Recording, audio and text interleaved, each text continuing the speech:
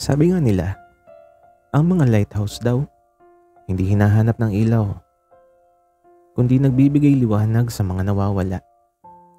At siguro, kaya ako napunta sa Malabrigo Lighthouse kasi gusto kong hanapin ang sarili kong liwanag.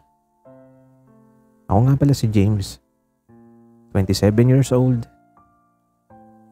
Pagod sa Maynila, sa ingay, sa traffic, sa mga relasyong puno ng sin zone. Kaya isang araw, sumakay na lang ako sa motor ko at tinahak ang daan papunta sa Lobo, Batangas. Wala akong plano. Basta gusto ko lang ng makalanghap ng hangin na hindi amoy polusyon. Pagdating ko sa Malabrigo Lighthouse, sinalubong ako ng hangin na may alat ng dagat at lamig ng umaga. Tahimik, mapayapa, at sa gitna ng katahimikan, may boses akong narinig. "Uy, bawal pumasok dyan!" Wika ng isang lalaki. Paglingon ko, may lalaking nakatayo sa likod ng puno na nakasando. May bitbit na timba ng pintura at nakangiti. Sorry. Photographer kasi ako eh. Nagpipicture lang." Photographer pala. Akala ko turista ka na naman na gustong akyatin tong lighthouse eh. Wika niya. Ngumiti siya at lumapit. "Rowel, ako yung tagapagbantay dito." Wika niya. Ang lakas ng dating. Moreno, matipuno. Yung tipong pinatigas ng araw at dagat pero sa ngiti niya, may halong lambing. "Ako si James," sabi ko, sabay abot ng kamay. James. Gusto mo itur kita sa paligid? Pero may kapalit ha." Wika niya. Napakunot noo ko. Tapos sabi ko, "Ha? Kapalit agad?" At eto tumawa siya, sabi naman niya, "Oo, kape, mamaya. Gusto kong may kausap sa break ko." Napangiti ako. At doon nagsimula ang unang araw ko sa Malabrigo. Isang lugar na hindi ko alam na magbibigay pala ng direksyon sa puso kong nawawala. Habang ginagabayan niya ako sa paligid ng lumang parola, sa bawat tawa, sa bawat kwentuhan namin, parang unti-unti kong nakikita yung ilaw na matagal nang nawawala sa loob ko. At sa dulo ng araw, nang makita ko siyang nakaupo sa bato, nakatingin sa dagat, habang nilalaro ng hangin ng buhok niya, napaisip ako, baka hindi na lang pala ako napunta rito para magpahinga. Baka may dahilan kung bakit siya ang unang taong nakasalubong ko sa ilalim ng liwanag ng parola. Sabi nga nila, ang kape daw mas masarap kapag malamig ang paligid at mainit ang kasama. At sa Malabrigo, ganun ang unang umaga ko. Malamig ang simoy ng hangin, pero may init sa loob na hindi ko maipaliwanag. Nasa paanan kami ng parola. Maaga pa. Halos dilaw pa lang ang langit. Si Rowel abala sa paghahalo ng 3-in-1 coffee sa lumang mug. Ako naman, nakaupo sa bato. Pinapanood siyang parang sanay na sanay sa ganitong buhay. Payak at tahimik. "Ang aga mo sabi niya. Hindi ako makatulog eh. Sanay kasi akong gising pa ng 2:00 sa Maynila." At etong umiti siya. Dito maaga ang tulog, maaga rin ang gising. Sabi nila kapag puro alon at hangin yung kausap mo, mabilis kang makatulog. Wika pa niya. At eto tumawa ako. Ikaw, hindi ka ba nalulungkot dito? Umiling siya tapos sabi naman niya, Hindi naman. Dati oo, pero natutunan ko, eh, hindi mo kailangan tumakbo papalayo sa mundo. Minsan kailangan mo lang tumigil at makinig. Tahimik kami ilang sandali. Tanging hampas ng alon lang naririnig. Tapos bigla siya nagsalita ng mahina. Sabi niya, May gusto ka bang kalimutan kaya napadpad ka dito?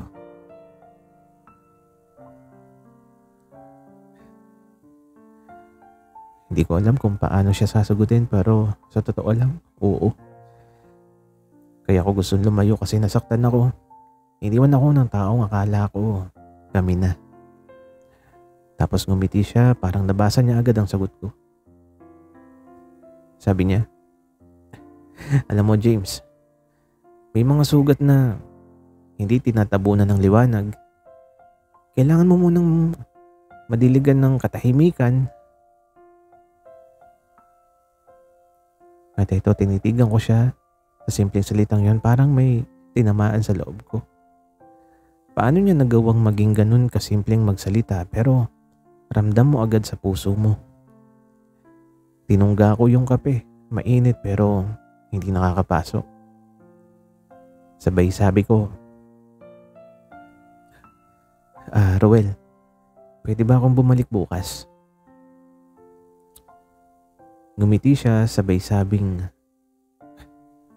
bukas at saka sa mga susunod na umaga pa. Habang papalubog ang araw, naglakad ako pauwi sa homestay, may ngiti sa labi. Kapilang naman ng kapalit pero pakiramdam ko, may nagsimula ng bagong kwento. At baka, hindi lang sa ilalim ng parola ko to matatagpuan, kundi sa mga mata ng tagabantay nito.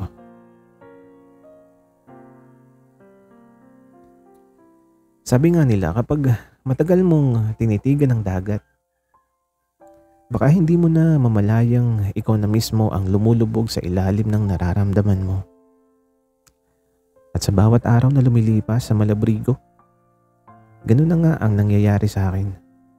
Unti-unti akong nalulunod kay Roel. Mag-aalas 5 ng hapon, bit-bit ko yung camera, bumalik ako sa parola. Ayun, sa usapan namin kahapon, magpapatikim daw siya ng bago niyang kapeng may halong asin. Sabi ko, weird naman. At ang sagot niya, masarap nga eh.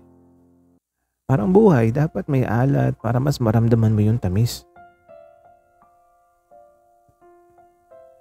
Pagdating ko, andun na siya sa tuktok ng lighthouse, nagpipintura.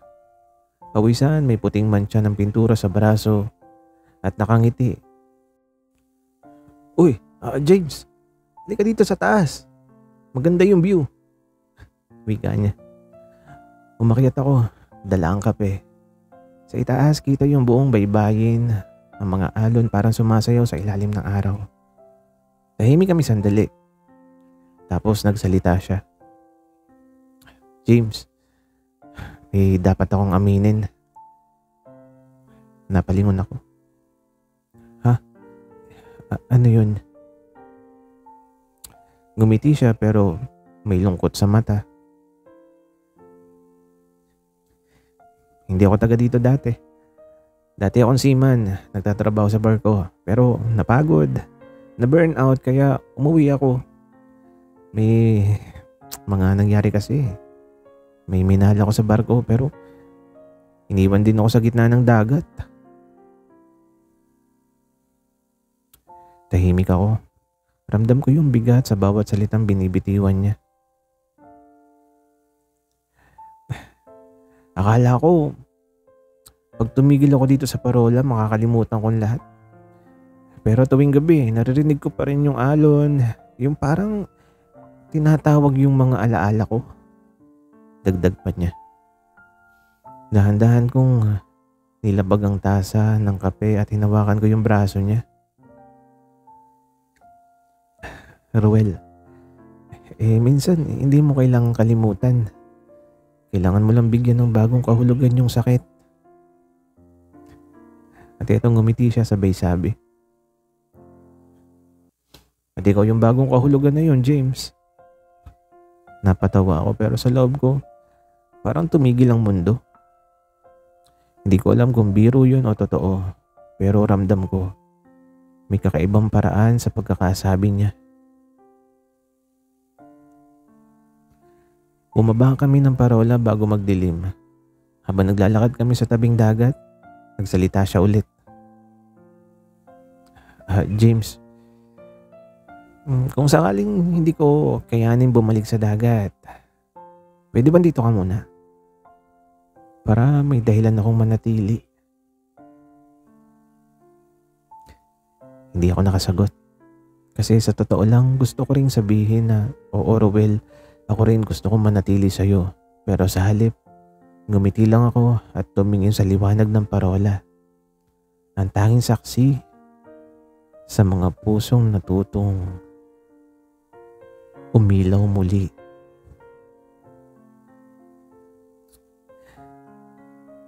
Sabi nga nila ang hangin daw sa tabing dagat may dalang hiwaga. Kaya kaya nitong iparamdam sa iyo ang mga bagay na matagal mo nang pilit na tinatago. At sa gabing yun sa Malabrigo, hindi lang alon ng malakas, pati ang tibok ng puso ko.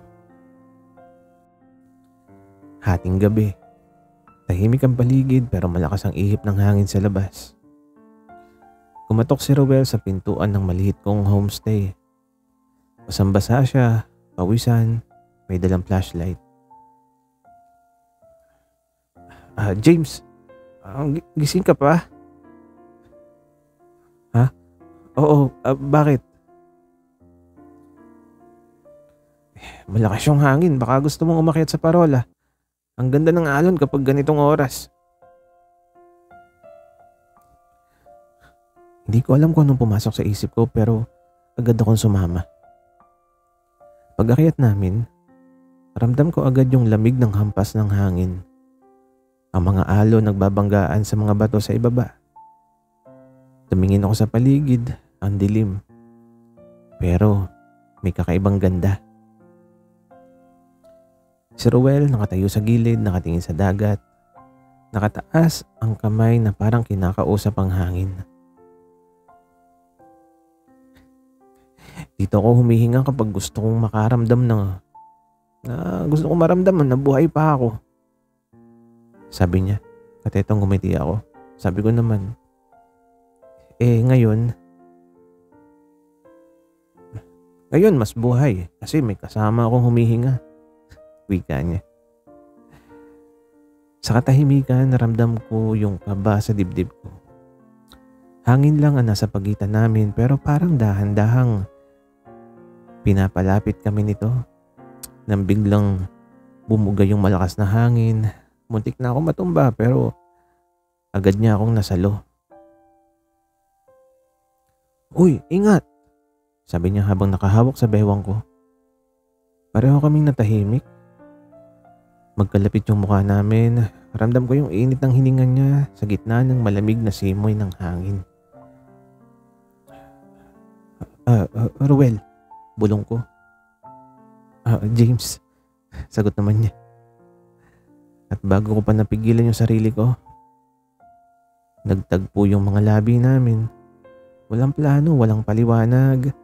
Isang halik lang na parang dinala ng hangin. Totoo, mainit, at sabay na nakakakaba at nakakakalma. Pagkatapos noon, napayakap siya sa akin. Ang lakas ng hangin wika ako. Tapos ngumiti siya. Oo, pero mas malakas yung nararamdaman ko ngayon. Wika naman niya. Tumawa ako pero sa loob ko, alam kong may nagbago na. Ang hangin sa Malabrigo, hindi lang nagdadala ng alat sa balat ko, kundi ng damdaming matagal ko nang hindi nararamdaman. Sabi nga nila, Ang ilaw daw ng parola ay hindi para sa mga malalapit kundi para sa mga naliligaw. Pero minsan habang tinatanglawan nito ang dagat, may dalawang pusong sabay na natagpuan ng direksyon papunta sa isa't isa. Pagkatapos ng gabing yun, naging iba na ang lahat. Hindi namin pinag-usapan ng nangyari. Walang so tayo na. O anong ibig sabihin nun?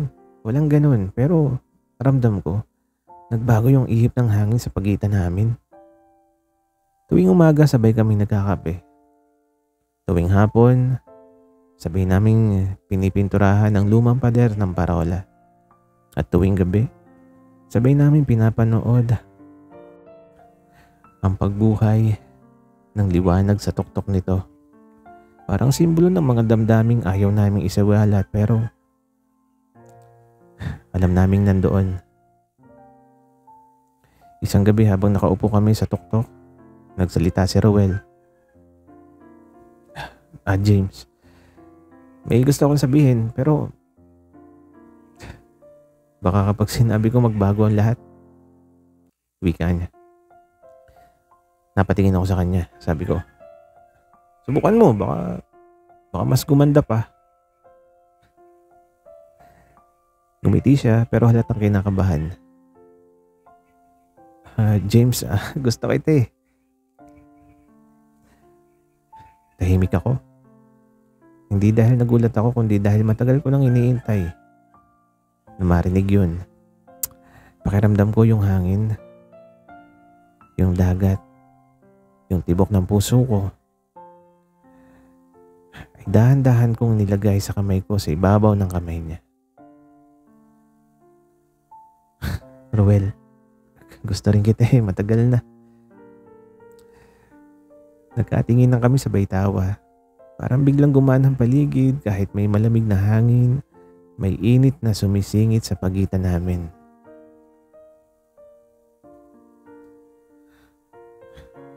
Ang tagal kong kinimkim to, sabi niya. Bakit ngayon mo lang sinabi? Tanong ko. Kasi takot akong baka lisanin mo rin ako eh. Lahat kasi ng mahal ko, umaalis. Wika niya. Gumiti ako, tapos sabi ko, hindi lahat ng dumarating sa buhay mo para umalis. Yung iba, para tumulong sa iyo na maniwala ulit. Tumingin siya sa akin ng matagal. Tapos hinaplos niya yung buhok ko. Sabay bulong. Kung ganun, dito ka na lang sa Malabrigo. At eto ngumiti ako.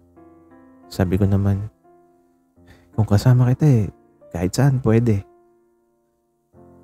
At doon sa ilalim ng liwanag ng parola, sa tunog ng alon at lamig ng hangin, dalawang pusong dating takot magmahal, natutong sumugal ulit.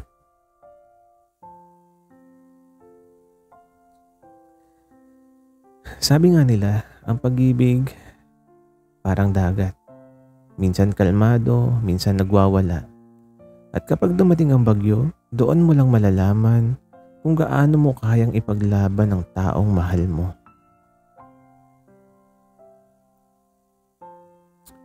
Isang linggo pagkatapos ng aminan namin ni Rowel, dumating ang bagyo. Malakas ang hangin, halos sumigaw ang dagat sa lakas ng hampas ng alon. At sa gitna ng lahat ng yun, nakita ko si Rowel. Pilit na sinusuguro na matibay pa rin ang parola. Rowel, pumasok ka na dito, delikado dyan. Wika ako habang hawak niya yung payong na wala namang silbi. At ito, sabi niya, kailangan ko siguraduhin na hindi mawawala yung ilaw. Pinilit kong lumapit, basang-basa kami pareho. Hinila ko siya papasok sa maliit na silungan sa paanan ng parola. Pagkapasok namin, pareho kaming hingal at basang-basa ng ulan. Tumingin siya sa akin, galit at takot ang halong emosyon sa mukha niya. James, huwag ka nang sumunod sa mga ganitong sitwasyon, delikado. Wika niya. Ano naman? Ang gusto mong gawin ko, paano kung ikaw yung mawala? Wika ko sa kanya. Tahimik, tanging ulan lang yung maririnig namin. Tapos bigla siyang lumapit at hinawakan yung pisngi ko. At mariing hinalikan ako. Mainit, mabigat at puno ng takot pero puno rin ng pag-ibig. Parang sinabi ng halik na yun, ayokong mawala ka. Ayokong matapos to. Niyakap ko siya ng mahigpit. Ruel, kahit anong bagyo, hindi kita iiwan. Ngumiti siya sabay sabi ng mahina. Pangako ah. At ang sagot ko, oo, pangako. Kinabukasan humupa ang bagyo. Tahimik na ang paligid pero sa loob namin may nangyayaring malakas. Hindi lang ulan ang bumabagsak kagabi, kundi lahat ng takot, alinlangan naming dalawa. At sa halip na sirain, mas pinagtibay pa kami nito. Habang pinapatuyo namin yung mga gamit sa labas ng parola, nagbiro si Ruel. Ang halik sa gitna ng bagyo, romantic pala yun. Wika niya. Tapos itong ngumiti ako. Sabi ko naman, oo, lalo na kung sa'yo galing. Pareho kaming natawa at doon ko naisip, hindi lahat ng bagyo nakakasira. Yung iba, dumadaan para ipaalala kung sino yung karapat-dapat mong yakapin kapag bumubuhos ang ulan.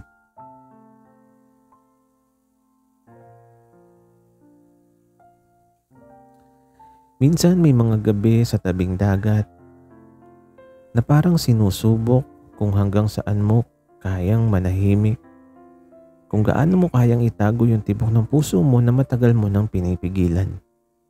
Nung gabing yun, hindi na namin alam ni Ruel kung anong oras na. Nasa tuktok kami ng Malabrigo Lighthouse. Nakaupo sa gilid habang sa ibaba ay bumabagsak ang mga alon na parang mga lihim na gusto ring kumawala. Tahimik lang kami pero yung hangin parang may sinasabi. Hanggang sa biglang nagsalita si Ruel. James, kung sakaling umalis ako rito, hahanapin mo pa rin ba ako? Anong klaseng tanong yan? James, yun totoo lang kasi baka hindi ko nakayanin na mawala ka eh.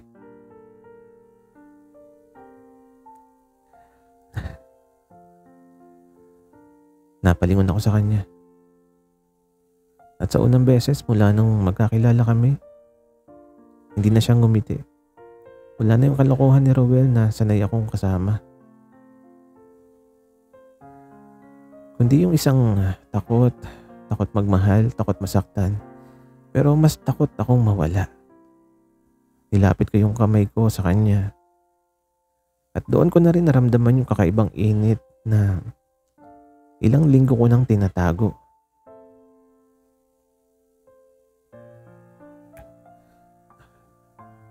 Ruel, kung aalis ka man, dalahin mo ako. Kasi ayokong magising na wala ka rito. Ngumiti siya ng bahagya tapos tinapat niya yung palad niya sa dibdib ko. Ang bilis ng tibok, James. Wika niya. Ganyan talaga pag may ilaw na mas malakas pa sa lighthouse. Wika ako naman. Sabay kaming natawa pero yung tawa na yon may halong kaba at saya. At bago pa man ako makapag-isip, bigla niya akong hinalikan. Hindi yung halik na bastos o minadali, kundi yung halik na matagal nang pinipigil na parang alon na ilang ulit nang bumabalik sa pangpang. Pero ngayon lang nagkaroon ng lakas ng loob. na bumangga ng buo. Yung alon sa ibaba parang pumapalakpak sa amin at yung liwanag ng lighthouse parang sinadya para maging saksi sa unang beses kong maramdaman na mahal ako. Kinabukasan habang papalubog ang araw, nakahawak siya sa kamay ko. Tahimik kaming naglalakad sa dalampasigan at wala nang kailangan sabihin. Kasi minsan pala ang tunay na pag-ibig, hindi mo kailangang ipagkalandakan dahil sapat ng maramdaman mo sa pagitan ng mga alon na hindi ka nag-iisa.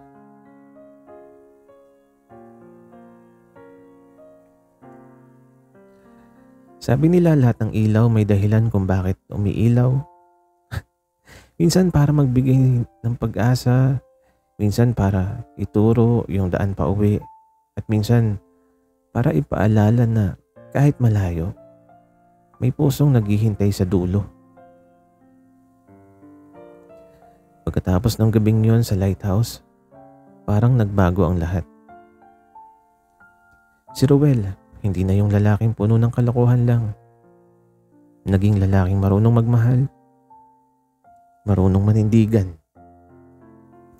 At ako, yung dating takot sa commitment, natutong maniwala ulit sa salitang kami. Pag-uwi namin sa bayan, nagdesisyon si Ruel na manatili muna sa Malabrigo. Tumulong siya sa mga bantay ng parola, habang ako naman ay araw-araw pa rin nagsusulat sa gilid ng mga dagat. Kumukuha ng larawan at ang sabi niya, gusto raw niyang bayaran yung utang niya sa dagat. Yung mga panahon tumakbo siya rito para lang makalimot. Pero ngayon, pareho kaming hindi gustong makalimot. Kasi sa bawat hampas ng alon, nandun yung mga alaala ng pagmamahal na hindi na kailangang itago.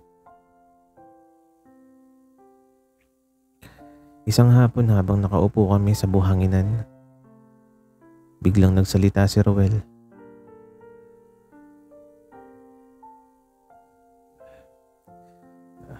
James, gusto mo bang dito na tayo tumanda? At ang sagot ko, sa Malabrigo? Oo, kasi dito ko unang nakita kung paano magliwanag yung mundo dahil sa'yo. Wika niya. At eto, napangiti ako. Sabi ko naman,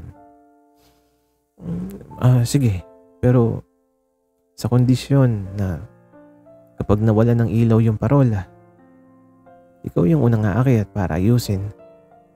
Wika ako. At ang sagot niya, at kapag ako yung nawala, ikaw yung unang maghahanap. Sabay kaming natawa. At bago pa akong muling mapaiyak sa sobrang saya, bigla niya akong niyakap. Mahigpit, totoo, at mainit. Doon ko naramdaman, wala na akong gustong hanapin pa. Wala na akong gustong kalimutan. Kasi nahanap ko na yung tahanan ko. Hindi sa lugar, kundi sa kanya. Sabi nga nila, ang Malabrigo ay ilaw para sa mga nawawala sa dilim. Pero para sa amin ni Roel, ito yung simula ng isang bagong araw. Ang lugar kung saan natutunan naming magmahal, magpatawad at muling umasa. At tuwing gabi, habang umiilaw ang parola sa taas ng bundok, alam naming may dalawang pusong magkahawak na kahit anong bagyo o dilim, patuloy na magliliwanag hanggang dulo ng Malabrigo. Sana'y nagustuhan nyo ang aming kwento. Maraming salamat sa inyong pakikinig.